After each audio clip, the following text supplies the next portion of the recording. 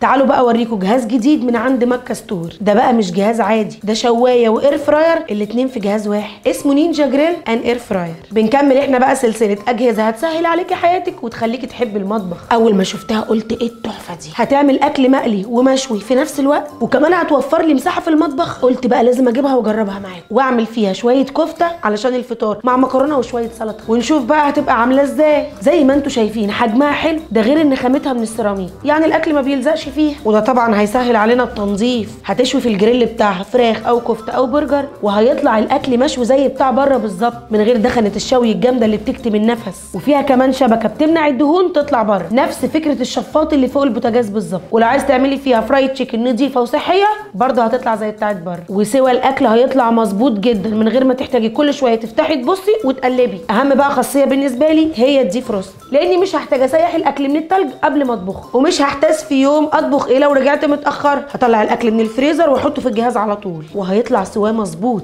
تقدري تخبزي فيها وتجففي خضار وتحمصي مكسرات، هتظبطيها على الطبخه اللي محتاجاها وهي هتشتغل وتطفي لوحدها. بس هي موجوده بس عند مكة ستور. تعالوا بقى نتكلم على الجهاز ده. انت لو عندك عيله كبيره او بتعملي عزومات كتير يبقى عليكي وعلى كنود اير فراير وشوايه. ده 8 في 1 و8 لتر وفي 4 مستويات للشوي، وبتطلع الاكل المقلي مقرمش وجميل، وفيها 8 برامج طبخ تختاري منها اللي يعجبك، وتقدري تسخني فيها الاكل البايت هيطلع طعمه زي اللي مطبوخ طازه دلوقتي. ولو ليكي بقى في الخبز تقدري تعملي فيها بيتزا وكيك وكل المعجنات اللي نفسك فيها. شفتوا الكفته شكلها طلع عامل ازاي؟ ادخلوا بقى على الموقع بتاعهم بسرعه، هتلاقوا خصومات مش عند اي حد، وكمان عاملين لنا برومو كود مخصوص وده طبعا ليكوا انتوا. وكمان عندهم معرض كبير في التجمع الخامس ودمياط الجديده عشان تتفرجوا على الاجهزه براحتكم. كل سنه وانتم طيبين.